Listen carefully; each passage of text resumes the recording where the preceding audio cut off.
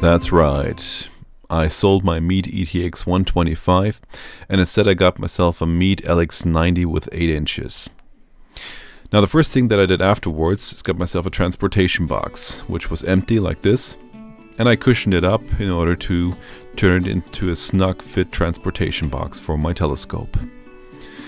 However, I got a hint from one of the previous owners who also sold theirs and said, if you want to do yourself a favor, build in a little fan into the lid, like this one. Now why is that? Well, it's because a mirror that is kept at room temperature, hitting the outside cold air, starts to bend just a little, which is going to blur up your image.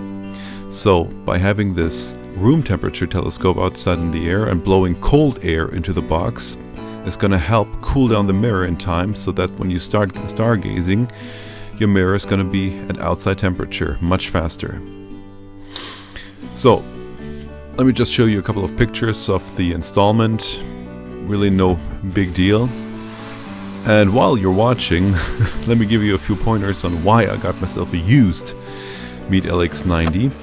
It's because my trusted astronomy dealership said, if you want to do yourself a favor and if you insist on buying Meade, do not buy anything younger than 5 or 6 years, because back then Meade was sold to some cheap company and they've only been manufacturing relatively poor quality products ever since. Now that's him quoting, and he said if you got yourself a 12 or 8-year-old Meade LX-90, then you got yourself a good one. And so far the results have been quite promising.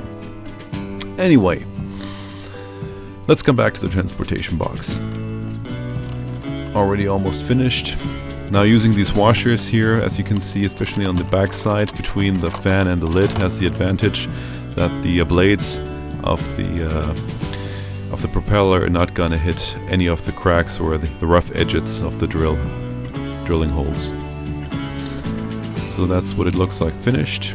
Let's put it to the test with some soldering grease. Ah yeah, got a nice breeze going there. So while I'm at it, and since this thing is running on 12 volts, which is also the same power source which is running my 12 volt telescope, I also got myself a little light attached to it, with a dimmer obviously, and that's already proven quite beneficial in the field. So yeah, here's the telescope cooling down, and here's a picture of one of the first attempts out in the field. And with this light, you really find your way in the darkness. Beautiful. My wife made me a quiver for the spotting scope, which is also quite beautiful. Good girl. Now, collimation is of course an issue with a used telescope. What does that mean?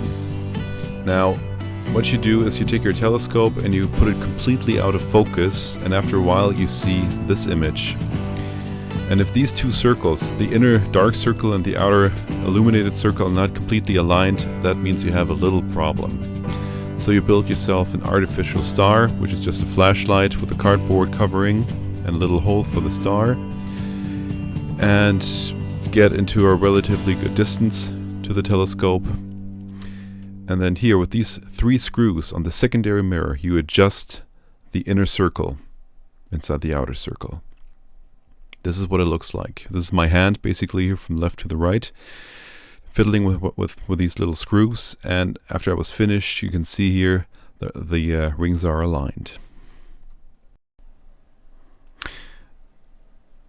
I'm really surprised that some people consider setting up this telescope difficult, because all you gotta do is set up your tripod and level it, like this. Then attach the telescope onto the tripod, like so.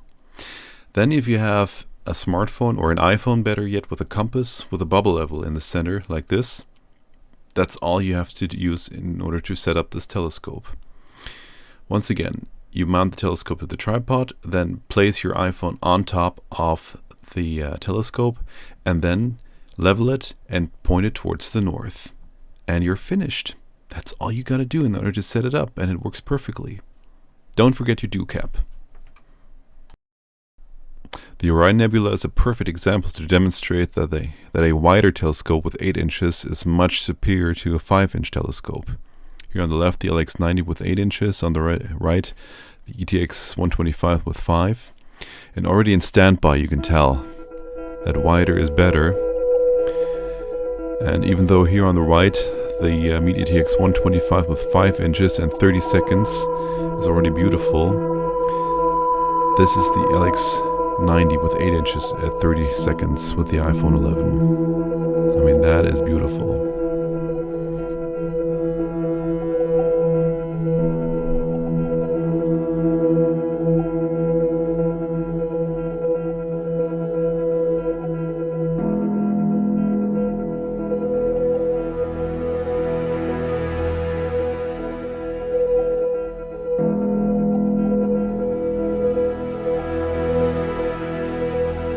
All footage was taken in Full HD, not 4K, with an iPhone 11 in night mode.